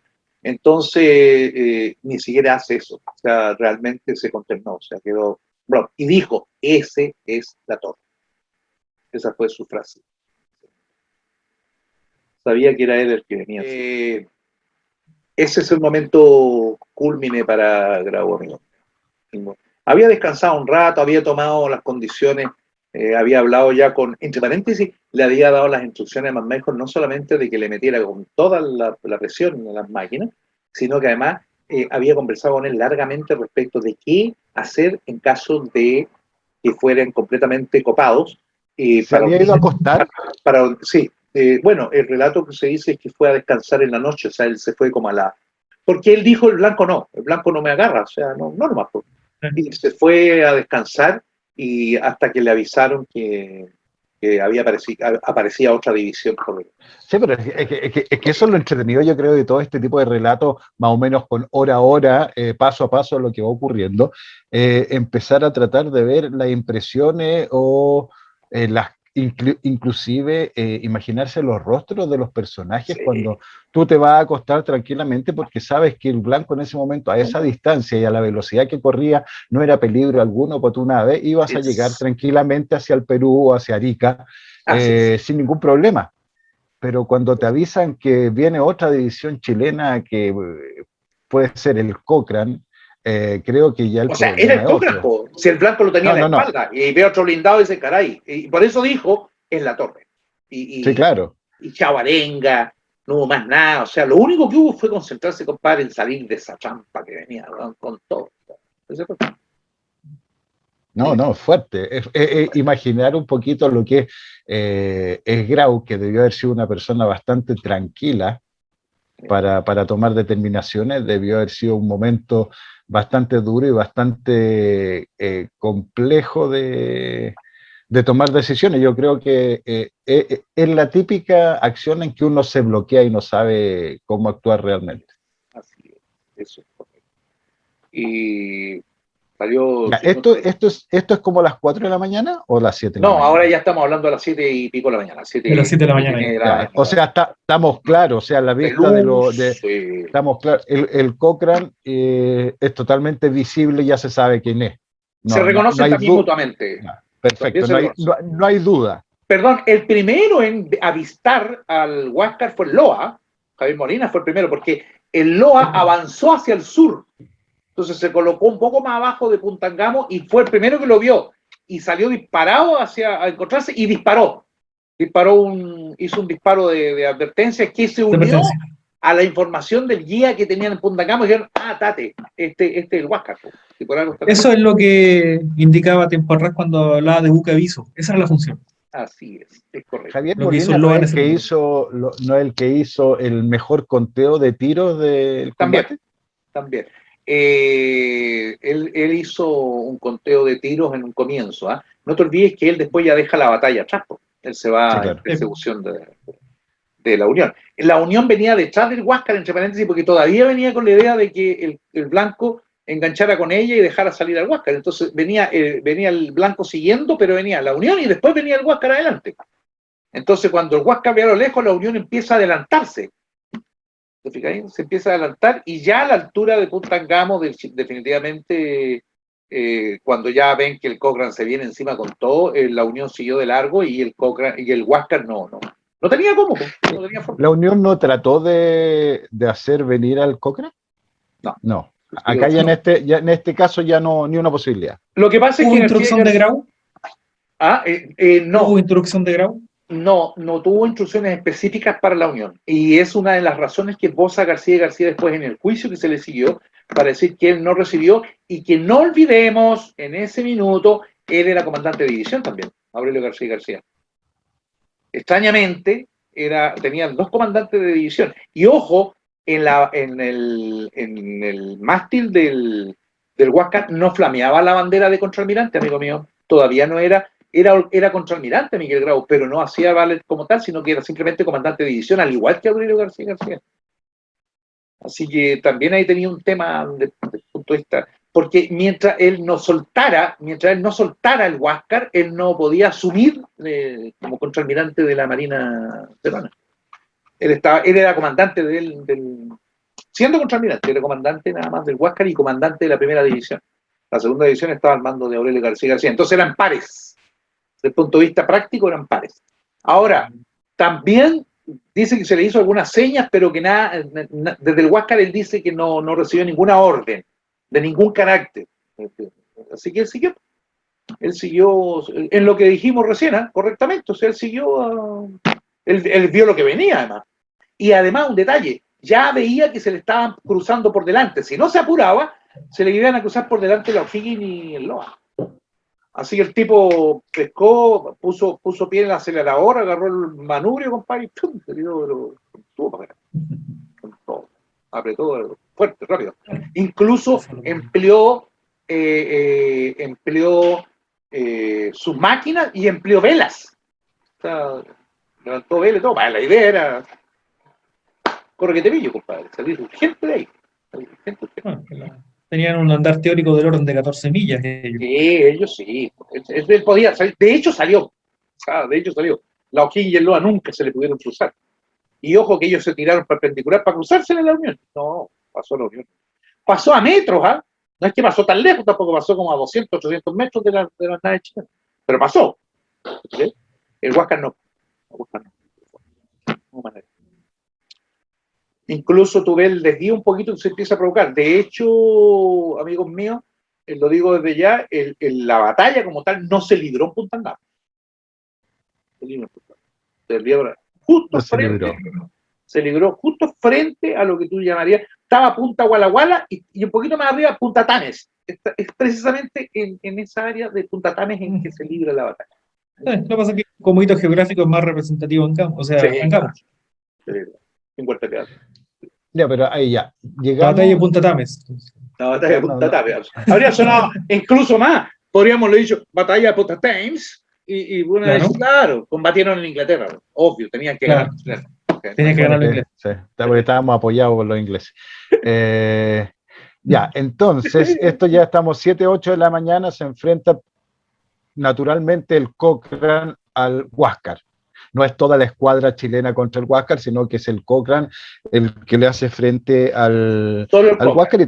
Y tengo entendido que ya en el primer tiro prácticamente destroza gran parte de la sala de mando del Huáscar y donde muere Grau. ¿Es así? El primer pencazo en realidad se lo da el Huáscar al Cochrane. Le pega 2 pencazos. Le pega 2 incluso en uno de ellos, pero sin daño. Hubo rebotes también. Sí, uno de ellos le bota, ¿cómo se llama? La Vita de proa. Sí, pero hay que dejar súper en claro también que los disparos del Huáscar mucho daño no le iban a hacer al Cochrane. No tenía cómo. Ni aunque le hubiera dado impactado de lleno, no habría podido. Aun cuando los proyectiles del Huáscar son de 300 libras, por tanto, supuestamente más poderosos, pero resulta que su velocidad inicial era mucho menor. Entonces eran menos dañinos que los de 250. Y eran palizas. Eran palizas también. Ya, cosa importante, en español. Explícalo. No, pero es que dejándose broma, o sí, sea, está bien. Tú le decías a la gente de Spalicer. En el fondo era una granada perforante, diseñada para la perforación de blindajes. Tenía su característica principal, digamos. No eran redondas. No, estamos hablando cilíndrico ojival. Eso es para que la gente entienda. Eran como punta de plomo o punta de bala. Claro, hablemos geométricamente algo similar a eso. Normalmente eran endurecidas en la punta y no tenían espoleta. Actuaban en el fondo necesitaban una resistencia para poder detonar. Y interiormente tenían Eh, una cavidad donde estaba la pólvora y por Mm. la fricción que generaba la presión era que detonaba el proyectil. Pero de todas maneras estas hacían daño igual porque podían entrar en el camuflaje o en la parte, en el blindaje, pero aunque no explotaran, el daño podían hacerlo igual. Ah, claro. Pero incluso, Eddie, ahí explícame un poquito, porque la bomba del Cochrane que está allá dentro de la torre de combate, donde están los dos cañones de Huáscar, ingresa, el relato es que ingresa el pencazo del Palliser del Cochrane y está allá adentro. Correcto. ¿Cuál es el fenómeno ahí dinámico que se provoca para que esta cosa penetrara y luego, o sea, qué tipo de proyectil está usando entonces en definitiva? Un penetrante, o sea, evidentemente es un... Claro, es un proyectil penetrante y luego tengamos la intención que la torre tenía un blindaje de 5 pulgadas, 5,5 pulgadas, que era superior al blindaje del casco. Entonces, claro, Sí. obviamente como existía mayor resistencia, era el ambiente propicio para que el proyectil explotara. Claro, exactamente. O detonara. Explosara. Ya, entonces ya, los primeros disparos son del Huáscar, pero no hacen mayor daño al Cochrane. 3 disparos hizo, ¿eh? 3 disparos. ¿Cuánto espera el Cochrane para hacer el primer gran disparo sobre el Huáscar? Qué buena la pregunta tuya. Porque tiene que ver con la habilidad de Juan José Latorre, ¿no es cierto, Eddie? Ahí está la habilidad de Juan José Latorre. En el fondo se deja esperar. Hay algunas discusiones, algunos dicen que fue 500 metros. Hay diferentes cifras. Claro. Hay diferentes cifras, ¿verdad? Sí, diferencia en cifras. Pero la torre habla del orden de los 2000. Mira, 1800, el primer tiro. Juan José Latorre dice en su parte oficial que fueron 2200 metros. Eso es lo que dice Juan José Latorre. 2200. ¿Cuál es el alcance efectivo de los cañones del Cochrane? El doble, 4000. Claro. Ya, perfecto. Entonces sabemos que a 2200 metros puede hacer un daño bastante importante. Sí, incluso fíjate, el parte oficial de Meliton Carvajal dice que fue a 500 metros. O sea, 2200 dice Juan José Latorre y Meliton Carvajal dice que fue a 500 metros. Ahora, si le hacemos caso a Meliton Carvajal, quiere decir que Juan José Latorre fue todavía aún más usado. Sí, claro. Más usado que los 2200. No sé si me hago comprender. Se puso a 500 metros. Pero ¿sabéis qué fue la peculiaridad, Mauricio? Y en esto Eddie también lo estuvimos comentando hace poco. Creo que lo estuvimos comentando hace un par de días con Eddie. Precisamente. Porque Juan José Latorre conocía perfectamente el punto ciego que tenía el Huáscar. Lo conocía muy bien. Sabía perfectamente los ángulos de tiro, efectivamente. Los ángulos de tiro. Porque los cañones del Huáscar no podían moverse hacia popa. Tenían una determinada llegada nada más. ¿Te fijáis? Y Juan José Latorre cachó perfecto. Y se colocó exactamente. O sea, aguantó todo lo que fuera necesario para acercarse hasta el Huáscar y colocarse exactamente en la posición donde el Huáscar no lo podía herir. No tenía forma de herirlo. Muy hábil. Muy hábil. Claro, el punto ciego, él podía disparar con tranquilidad, digamos, podía maniobrar la nave. Y también considerando que fue básicamente la banda de estribor la que hizo prácticamente todos los disparos. El costado derecho, digamos, de la nave. Ya, entonces, ya, vemos que ya disparó, ya empezó a disparar el Cochrane a 2200 metros. O sea, él aguantó hasta allá. Él dice que se acercó a 200 metros. ¿Sabéis que el mal le estoy tratando de creer a 8? Digamos, parece que José Latorre no estaba en ese minuto preocupado de tomar medidas. O sea, no se bajó del barco a tomar la... No. pero algo cachaba. Eso, sí. Y te digo que 500 metros son 5 cuadras, compadre. No, sí, no estamos claros. O sea, pero ya. Entonces viene el ataque. El primer tiro, sale Mando, muere Grau. ¿Es así? Así es. No, empiezan a asumir. Bueno, el Grau cae como a las 9:40, más o menos. Ellos le pusieron otro horario, pero incluso ellos paraban a Perú, ¿te acordás? Ahí en la fecha del 8 de octubre, a la hora exacta en que moría Grau, había un decreto ley en Perú en que paralizaban Perú. O sea, todos paraban las calles, entonces vamos al punto. Vamos al punto de esto. Estamos el Cochrane frente al Huáscar. El Huáscar seguía rumbo al norte. o Pero ya paró no, para esperar? no. No, ya, por eso te digo que ya no se va dando la batalla exactamente junto a Puntangamos, porque empieza a desviarse hacia la izquierda. ¿Babor? ¿Estoy? Empieza a salir hacia Babor, ¿no es cierto? La torre, porque se le quiere cruzar, pues. El Huáscar avanzaba. Y como vio que estaba haciendo esa acción, incluso desde la Unión el relato es que ven al Huáscar que empieza a tomar rumbo este, ahora sí rumbo este. Y todos pensaron que lo que él pretendía era parar el buque en la costa, y no, pues. Fíjate que en vez de parar, empieza después a tomar rumbo nuevamente hacia el norte y empieza a tomar hacia el oeste. Y ahí es donde se encuentran prácticamente frente a Punta Tame.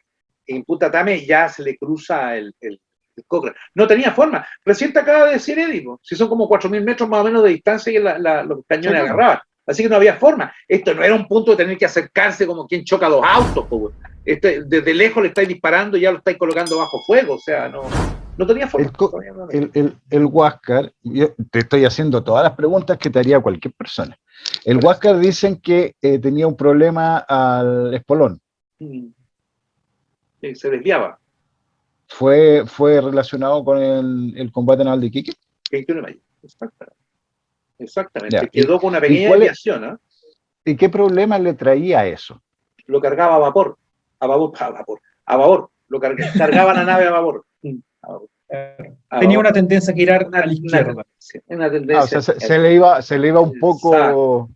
Ya, perfecto. Sí, está reconocido incluso posteriormente, cuando la nave ya era chilena, sí, en algunas memorias posteriores se hablaba de ese tema.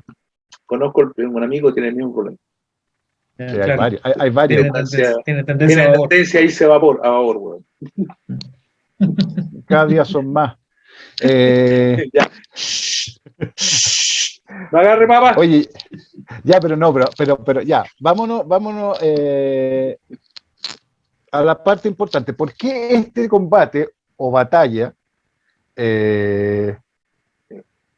Hay mucha gente que decimos que solamente entre el Cochrane y el Huáscar, siendo que en nuestro país vecino todos dicen que prácticamente es toda la escuadra contra el Huáscar, otros dicen que el Blanco y el Huáscar, o sea, el Blanco y el Cochrane contra el Huáscar. Después, yo siempre claro, pero a ver, pero la acción ya el Huáscar había sido destruido y había vencido antes que llegara el Blanco, para mí. Lo que pasa es que efectivamente la maniobra de que se hizo para encerrar a la división peruana, o básicamente para encerrar el Huáscar, participaron 5 naves, que eso es efectivo.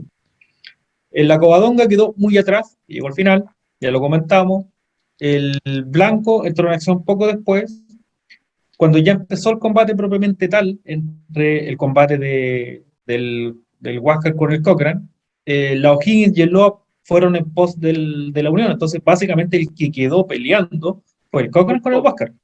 Y la mayoría de los tiros que hicieron mella en la nave, ya sea la que mató al comandante, la granada, digamos, al comandante y otros más, digamos, a los segundos comandantes que llegaron después posterior, la que cortaron, digamos, todo lo que era el sistema de conexión para mover la rueda de timón, fueron los disparos del Cochrane. En algún minuto el Huáscar quedó sin rumbo, digamos, por el efecto del tiempo que tardaron en reparar para poder darle gobierno a la nave. Entonces, todas esas naves, todos esos disparos que fueron haciendo mella poco a poco de la nave, fueron propiciados por el Cochrane. O sea, daba lo mismo si llegaba el Blanco y la Covadonga después, el Huáscar ya había sido vencido. Era una buena, no sé si vencido del todo, no estaba. Del todo no. Del todo no, todavía tenía navegaba. Ojo, ya habían perdido un cañón.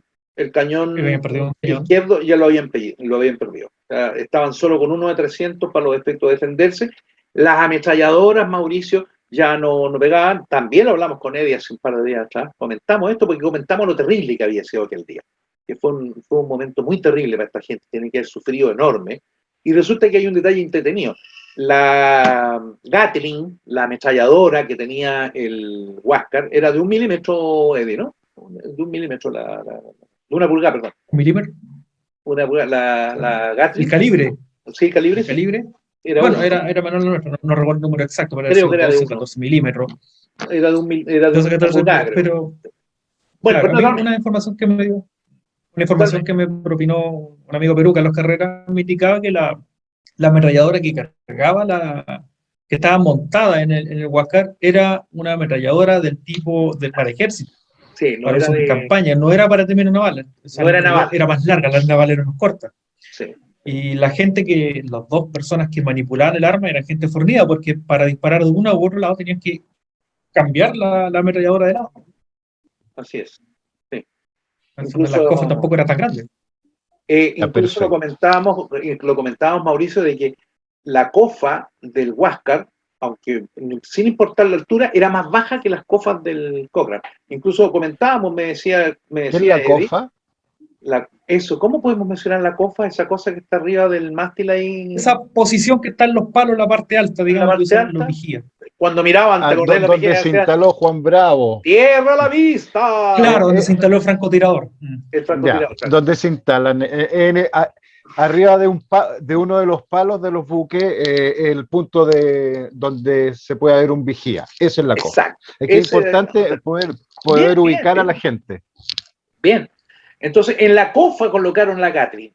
Y nosotros teníamos montadas las Nordenfeldt, que esa era nuestra ametralladora, en concreto arriba del Cochrane, que estaba, también son las cofas, pero eran más altas. Entonces, la ametralladora chilena barría la cubierta. Compadre, eso. Y de hecho, los dos artilleros que tenían en el Huáscar atendiendo a la Gatling, los sirvientes de la Gatling, los dos mueren rápidamente. Uno queda arriba y el otro cae. Cae desde arriba, le disparan igual. Y que, si no murió arriba a balazo, créemelo, en el piso seguro.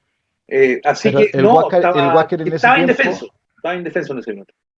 sí, no, pero en ese tiempo tampoco la gente combatía mucho en cubierta, al igual que en Iquique, ¿o sí? No, En pero ese te tipo estoy de buques, diciendo no, que, para nada. por ejemplo, en el caso de los dos No, en ametralladoristas, eso duraron poco, no duraron nada. claro. Y eso que les habían montado unos hierros adelante para que se vendieran, no olvídate, si estaban más altos los otros, así que lo hicieron polvo. Claro, no tenían forma. Y cualquiera que hubiera Ya. salido cubierto también se lo come A qué vivo. hora muere Grau? 9:40. ¿A qué hora muere Grau y por qué razón? 9:30 comienza el ataque del Cochrane de Frentón. 9:40 le pegan directo el tiro a la torre de mando, donde está la torre de mando, la que está detrásito de la torre. Seguramente cuando vean este video editado voy a colocar las posiciones para que se vea, pero es justo la torre que está detrás de la torre de combate. Delante están los cañones y atrásito Perfecto. está la torre de mando. Y ahí en una mirilla, oye, Mauricio, muere de la risa, en una mirilla, ¿no es cierto?, que debe haber estado más o menos del orden del 1,60 m, 1,70 m de altura, ahí por una mirilla así larguita, ¿no? Tenía 3 mirillas de como a 1 metro y tanto arriba. Entonces, montado en una caja de madera, en una cajita de madera, ¿no? Montado, estaba don Miguel mirando qué es lo que pasaba para afuera. Estaba solito. Y entra el Guaracazo a las 9:40 y. ¿Qué dejó? ¿Tú sabés qué, Mauricio, qué dejó, po? ¿Qué dejó de Grau? Pedazo de rótula, un pedazo de rodilla y un par de huesitos más. Y nada más, Es lo único que quedó. nada más. Eso fue todo. Ahora están viendo unos huesos incrustados en la madera. Y ahí murió Palacio, A ver, lo el más. oficial abajo. Y ese murió sin que tuviera ninguna herida externa. Tú lo mirabas y el tipo estaba intacto, pero el bombazo, él estaba abajo, debajo, en el piso del Huáscar, compadre, de la torre de mando, abajo había unas mirillas que estaban, ¿cómo se llama? Con rejilla, una rejilla. A través de esa rejilla él daba las órdenes al oficial que estaba justo ahí abajo, a Palacios. Le entregaba las órdenes. Bueno, cuando vino el bombazo, compadre, Grau desaparece, prácticamente desaparece, quedó un pedacito de pie, qué sé yo, un zapato, bueno, con un pie adentro, y algo más, y algunos huesos, como bien dices tú, pero quedó nada de él, desapareció él. Y el oficial que estaba abajo, no, tú lo mirabas y estaba intacto, o sea, tú lo mirabas, el tipo estaba completamente intacto, o sea, quiere decir que murió por concusión, vale decir, al estallido, compadre, él reventó por dentro. El cuerpo le reventó por dentro. Fue espantoso, espantoso. Pero murió, Bueno, a ambos murieron sin darse cuenta, ¿no? Así que no. entre comillas, Antes de seguir esto, hay algo que es súper importante, porque así como se habla mucho de la caballerosidad de Grau, los funerales que se dieron a Grau y a los jefes del Huáscar muertos en Angamo el 8 de octubre fueron apoteósicos, fueron con honores militares, donde estuvo el Zapaor, el Chacabuco y varias unidades más, aparte de, si mal no recuerdo, el ministro de Guerra. Estuvieron todos, todos, porque se vinieron de Antofagasta, Claro, Mejillones. Eso fue en y Mejillones. fueron homenajes y funerales que no se le dio a ningún militar chileno en campaña. No, está claro. Así que es dejar súper en claro eso, se le dieron a él y a sus jefes. Después los restos de Grau fueron trasladados por petición de Oscar Biel, que era concuñado de este, a su mausoleo, en el cementerio general, y después fueron trasladados años después hacia el Perú. Que también fue apoteósico en el por Perú. Eso están en este momento un pedacito en la escuela naval. Sí, Oscar Biel, que era el comandante en Chacabuco. Sí, el buque Lima. De la Chacabuco, perdón. En la Chacabuco. El buque Lima fue el que lo llevaron a... Ya. Entonces muere Grau, se rinde el buque. Pero en realidad muere en ese Grau. minuto todavía. ¿Ya? Sí, dale. ¿Qué pasa? Asumen el mando los oficiales que venían después de él. Correcto. Y también fueron muriendo, o perdiendo el mando. ¿Se rinde el Huáscar o no se rinde el Huáscar? ¿Cuántos jefes peruanos habían muerto antes de que el Huáscar fuera tomado por los chilenos? 3, si no recuerdo mal. Ferré, Palacios. ¿Perdón? Ferré, Palacios. Ferré toma después. Le correspondía a Carvajal, pero Carvajal quedó herido, así que no pudo. Herido. De ahí toma Ferré, si no me equivoco, ¿no? Lo toma Ferré, y Ferré, Palacios, y muere en un estallido de bomba en el interior de la Torre Mando. De torre de combate, porque la torre de mando quedó completamente inservible, así que él no pudo trasladarse a la torre de mando, y se mantuvo en la torre. No quiero contar cómo murió Palacio, pero como él tenía que mirar qué sucedía, asomó la cabeza. El resto imagínenselo. ¿De acuerdo? Muere Palacio. Toma Ferré también muere. Y asume por último Garezón, ¿no? ¿Garezón sobrevive? Garezón. Sí, claro. Él es quien entrega la nave, si no me equivoco. Ya, pero, a ver, ¿se rinde el Huáscar o no se rinde el Huáscar? Tiene dos momentos, amigo. A ver, yo quiero, mire, no estoy haciendo esta pregunta con el ánimo de polemizar ni nada por el estilo. O sea, para mí yo creo que la gente del Huáscar, los oficiales del Huáscar y el contingente del Huáscar hicieron lo que se podía hacer y más de lo que se podía hacer. Si tú me preguntas, ¿ya? Claro, técnicamente con lo que había pasado en Iquique, rendirse no era una alternativa. Pero hay personas o hay datos que dicen que se rindió y hay otros que dicen que no. ¿Se rindió el Huáscar? Bueno, ¿sí, hay un aspecto, hay un protocolo de rendición, digamos, que se debe cumplir. Si nos regimos por el estricto rigor, si se cumplió con el protocolo de rendición, no. Ya. La nave en el fondo no enarboló bandera blanca, no dijo hasta aquí llegamos. Eso no sucedió en rigor. Claro. Es como la declaración de guerra, hay un acto administrativo o un acto, digamos, que procede a indicar que una situación se da o no. En el caso en Angamos, esa situación en particular, la del protocolo de rendición, no sucedió. Ya, pero si no te rindes, ¿cómo puede ser que en un bote se suban al buque 5, 10 marinos contrarios y tomen el buque, si no estás rendido? Bueno, pueden suceder varias cosas, entramos un poco al terreno de la especulación. Pues se puede decir que nadie quiso rendir la nave, pero después no digan que ellos se rindieron. Es una especulación, digamos. O sucede también que estaban desde el punto de vista moral, con una moral tan baja que, digamos, dijimos, no hagamos nada. Pero son especulaciones, no te podría dar un sentido tan preciso. Hay dos bajas de bandera, no te olvides. O sea, hay un momento en que baja la bandera, ha sido aproximadamente a las 10 y algo de la mañana, ¿no? Algo así, antes de las 10, o sea, como a las 10 de la mañana, aprox. más o menos, estoy tratando de recordar horas, se baja la bandera. Ellos dicen que la bandera se cortó la grisa a resultas de algún disparo o algo que habría cortado la grisa y que botó la bandera. Sin embargo, todos reconocen a un oficial que sale y la vuelve a levantar. Esa bandera no alcanzó a estar 2 o 3 minutos. Aparentemente, esa bandera la bajó un marino, compadre. O sea, eso no correspondía, sin órdenes de ningún carácter, nada. Entonces no hay una rendición. Pero esa es la primera bajada de bandera. La segunda bajada de bandera está al mando de Garrison. Y la segunda bajada de bandera, compadre, sí la bandera baja. Todos los testigos, que por desgracia la mayoría son chilenos, desde luego, todos indican, incluyendo periodistas chilenos, vieron cuando bajó la bandera. Y de hecho, se detienen los fuegos de las naves nuestras. Se detienen. Pero la nave, el Huáscar, sigue navegando, ya por inercia. Sigue navegando y Juan José Latorre da la orden de volver a disparar.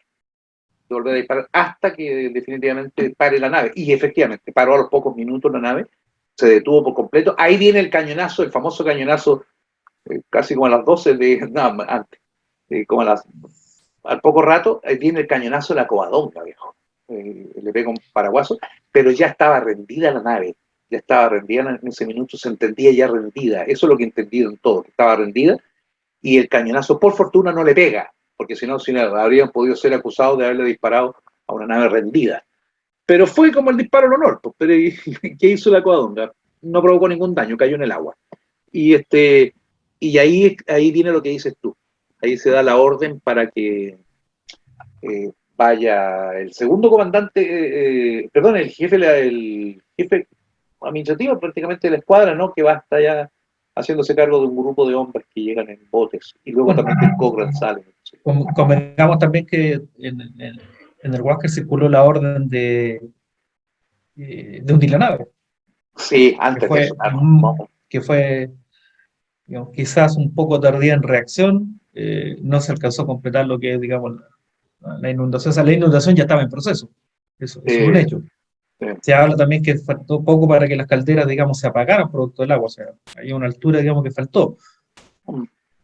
Yo ataco ese tema en el libro mío, no parece tan real. Sigamos con las polémicas. ¿Cuál fue la participación del Blanco Encalada en las partes finales de la acción de Angamos?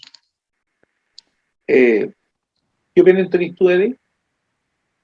Es interesante ver los partes de ambos comandantes, ya de Rivero y Latorre, porque Riveros indica que hubo una maniobra del Huáscar para colocarse entre medio de las dos naves, lo que generó esas dos, la vuelta no completa, digamos, del Cochrane y el giro del Blanco. Pero Latorre dice que que el Blanco venía encima. Ya, pero es que tú tienes que explicarme, pues yo no sé absolutamente nada, tienes que explicarme cuál es esa acción. ¿Cuál es esa acción? Bueno, lo que Latorre indica básicamente es que o sea, se trasluce, mejor dicho, es que él esquivó el Blanco que venía en contra. O sea, tú dices que pudieron haber chocado. Pudieron haber chocado. En pleno combate. Exacto. Habría sido devastador. Pero Rivero... Perdemos las dos naves, compadre. No habría sido perdemos las dos naves y se arranca el Huáscar. Claro. Bueno, no sé cómo sería. O sea, habría arrancado cojeando. No sé si me hago entender. Claro. Como muy cojeando, pero. O se separa. Pero habría sido los del Cochrane Blanco y se toman se separan los del Huáscar y se toman el Cochrane y el Blanco. No, si el Cochrane y el Blanco habrían estado devastados, compadre. Hechos por. Yo creo que no habría mucho que hacer ahí. Bueno, pero lo que sí, pasa... en todo caso yo invito a leer el parte, digamos, de los dos comandantes es bueno, porque lo que dice Latorre básicamente es que se nos vino la hornada encima y lo que dice Riveros es que hubo una maniobra en el interín del Huáscar propiamente tal, digamos, que propició que se diera esa maniobra. Mira, interesante esa cuestión. Hay dos cosas que suceden ahí. Primero que nada, efectivamente, el Blanco entró. Mira, la primera de todas las discusiones, y efectivamente yo creo que ahí Rivero sí puede tener eventualmente la razón, es que era imposible que el Blanco permaneciera impasible mientras el Cochrane estaba en el combate. O sea, no se podía permitir la idea de que el jefe de la escuadra, el comandante en jefe de la escuadra, entrara a la batalla y no disparara ni siquiera una bala. O sea, eso no era pensado. Pero entró de punta, entró de punta y se enfrentó en un momento en que el Huáscar justo sale de la posición y quedan prácticamente enfrentados. Y eso obligó a Juan José Latorre, quien esto fue de un perito para moverse, por esta cuestión de las dos hélices. Ahí juega un papel la cosa de las dos hélices. Una hélice funcionando en un sentido, la otra en el otro, digamos, para rotar con velocidad increíble al Cochrane. Y de hecho, en esa rotación perdió aproximadamente 1000 metros. O sea, se distanció 1000 metros aproximadamente del Huáscar. Y tanto es así, Mauricio, que el blanco, entonces, el minuto en que entra derechamente disparando, le dispara sus tiros también al Huáscar, y se coloca casi en paralelo con el Huáscar, ¿no? Y si tú ves cuando hay la rendición, porque a todo esto da vuelta el Cochrane enfila directamente, y si tú te das cuenta, en algún minuto determinado queda encerrado entre el blanco y el Cochrane, el Huáscar queda en medio, en donde le empieza a dar duro, digamos, por los dos lados.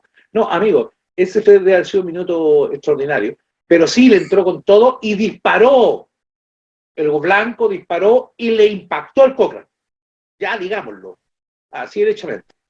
Y le impactó al Cochrane. Están los datos, está todo bien verificado. Las únicas bajas que tuvo el Cochrane fueron resultado del disparo desde el blanco.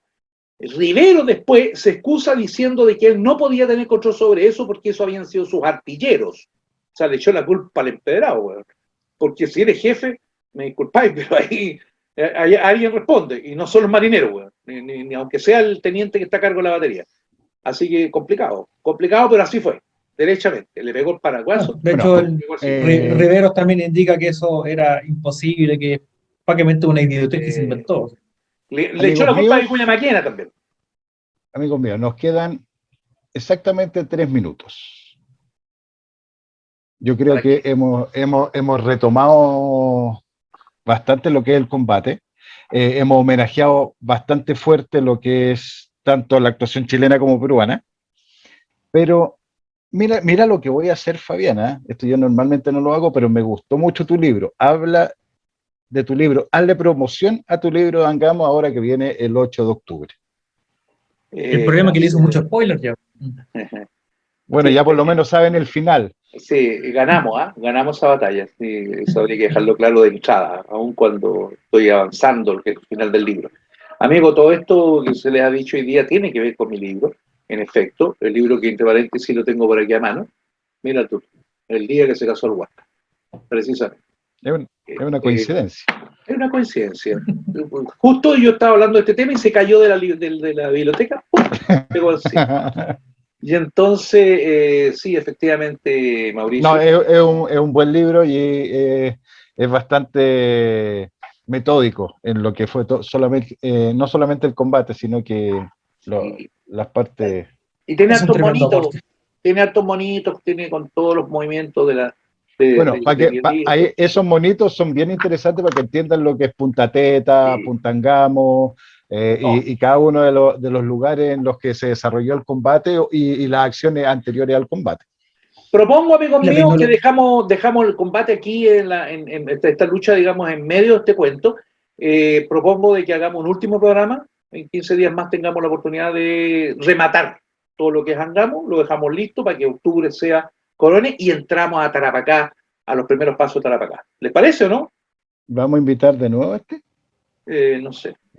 No sé, Mauricio, lo que vamos a hacer si invitamos de nuevo a Fabián. Vamos a hacer una... Invitemos a Fabián para que justifique el libro. Oye, hagamos una junta de guerra, Mauricio, y decidimos a quién invitamos, ¿ya? Pero lo conversamos. A Popeye. A Popeye, claro. Señores, cuídense mucho, pórtense bien y tengan. Cuídense, chao. Pásenlo bien. Que vaya bien. Cuídense, chao.